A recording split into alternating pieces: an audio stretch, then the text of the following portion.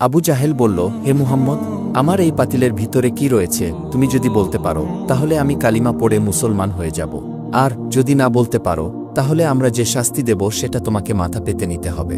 তখন দয়াল নবী বললেন, আমি যদি বলতে পারি এই পাতিলের ভিতরে কি রয়েছে তাহলে কি হবে? তখন আবু জাহেল বলতে লাগল, তুমি যদি বলতে পারো এই পাতিলের ভেতরে কি রয়েছে তখন আমি কালেমা পড়ে মুসলমান হয়ে যাব। তখন নবীজি বললেন, পাতিলের ভিতরে কি রয়েছে সেটি আমি না বলে যদি এই পাতিলের ভিতরে যে জিনিসটি রয়েছে সে নিজের মুখে বলে দেয় তাহলে কি হবে? তখন আবু জাহেল বলতে লাগল, তাহলে তো অনেক ভালোই হয়, ঘটনাটা আরও অনেক বেশি পরিষ্কার হয়ে যাবে, আর আমি কালেমা পড়ে তখন মুসলমান হয়ে যাব। আর যদি পাতিলের ভিতরে কি আছে সেটা যদি কথা বলতে না পারে তাহলে আমরা যে শাস্তি তোমাকে দেব সেটাই তুমি মেনে নিতে হবে।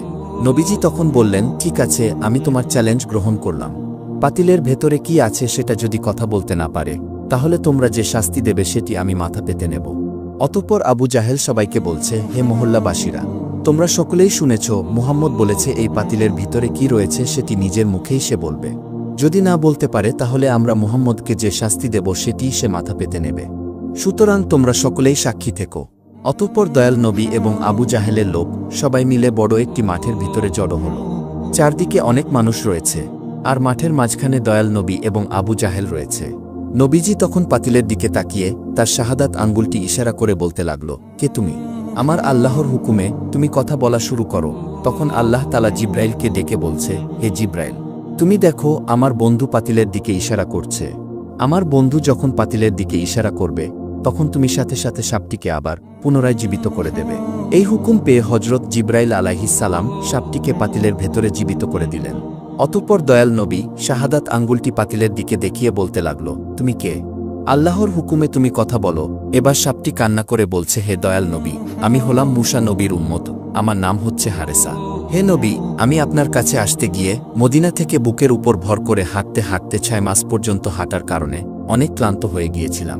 তখন আমি এই বেঈমানের বাড়ির সামনে একটু বিশ্রাম নিচ্ছিলাম, একটু ঘুমিয়ে পড়েছিলাম। এই বেঈমান সকালবেলা আমাকে দেখার পর আমাকে বেঁধে অনেক মেরেছিল। আমি তাকে অনেক বুঝিয়েছিলাম আপনার কাছে আসার জন্য যেন একটু আমাকে সুযোগ করে দেয়, কিন্তু এই বেঈমান আমার কোনো কথাই শোনেনি। সে আমাকে শিকল দিয়ে বেঁধে দিন-রাত আঘাত করেছে এবং আমাকে মেরে ফেলেছে। একটি পর্যায়ে সে আমাকে পুড়িয়ে ছাই করে দেয় এবং সেই ছাইগুলো এই পাত্রটিতে ঢুকিয়ে রেখেছে। তখন দয়াল নবী আবু জেহেলের দিকে তাকিয়ে বলল, তুমি কি দেখেছ তোমার পাতিলের ভিতরে কি রয়েছে? তখন আবু জাহেল তার হাত থেকে পাতিলটি ফেলে দিল, সাথে সাথে সাপটি পাতিল থেকে বের হয়ে আসলো। তখন সাপটি আবু জাহেলকে মারার জন্য দৌড়াতে লাগল এবং আবু জাহেল দৌড়াতে দৌড়াতে দয়াল নবীকে বলতে লাগল, হে মুহাম্মদ, তুমি তাড়াতাড়ি তোমার সাপকে থামাও। তখন দয়াল নবী সাপটিকে লক্ষ্য করে বলল, তুমি থামো। তখন সাপটি নবীজিকে বলল, আমি আপনার নাম স্মরণ করার কারণে অপরাধী হয়ে গিয়েছি। এই আবু জাহেল আমাকে এত বেশি আঘাত করেছে, এত বেশি কষ্ট দিয়েছে যে আমি বলে বুঝাতে পারবো না। তাই আজকে আমি ওকে শেষ করে ফেলব, আমি ওকে ধ্বংস করে দেব। আবু জাহেল তখন ভয়ে ভয়ে বলতে লাগল, হে মুহাম্মদ, কিছুই তো বুঝতে পারছি না, আমার মনে হয় তোমার সাপ আমাকে মেরেই ফেলবে। এই বলে আবু জাহেল আবার দৌড়াতে লাগল। তখন সাপটি আবু জাহেলের পিছু পিছু দৌড়াতে লাগল। দয়াল নবী তখন সাপটিকে আবারও বলল, হে হারেসা, তুমি ওকে ছেড়ে দাও। নবীজির কথা শুনে সাপটি একবার সামনের দিকে তাকায়, আবার পিছনের দিকে তাকায়। এরপর জিহবাটা বের করে দিয়ে কান্না করতে লাগল। তখন দয়াল নবী বলতে লাগল, হে হারেসা, তুমি আমার কাছে মাফ চাওয়ার জন্য এতদিন এত কষ্ট করেছ, যাও আমি তোমাকে মাফ করে দিলাম।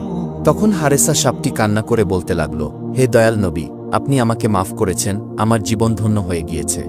এই বলে হারেসা সাপটি পানির দিকে রওনা করল। সাপটি একবার আমার নবীর দিকে তাকায়, একবার সামনের দিকে তাকায়। তখন দয়াল নবীর চাচা আবু জাহেলকে ডেকে বলল, চাচা, তুমি কি আর মানুষ হবে না? নবীজির কথা শুনে আবু জাহেল মাথা নিচু করে দাঁড়িয়ে রইল। এরপর নবীজি হারেসা সাপটিকে বলল, তুমি কি মানুষ হতে চাও? সাপটি তখন বলল, হে নবী, আপনি আমাকে মাফ করে দিয়েছেন, এতেই আমার জীবন ধন্য হয়ে গিয়েছে। এখন আপনি যদি আমাকে আবার মানুষ বানিয়ে দেন তাহলে এর চেয়ে ভালো খবর আমার জীবনে আর কি হতে পারে? দয়াল নবী তখন আল্লাহর দরবারে মোনাজাত করে বললেন, হে আল্লাহ, তুমি আমার হারেসাকে মানুষ বানিয়ে দাও। তখন আল্লাহ রব্বুল আলামিন নবীজির দোয়া কবুল করে নিলেন এবং হারেসা সাপ মানুষে রূপান্তর হয়ে গেল। কিতাবের ভিতরে উল্লেখ রয়েছে যে হারেসা মানুষ হবার পরে তার বাকি জীবন দয়াল নবীর খেদমতে কাটিয়ে দিয়েছেন।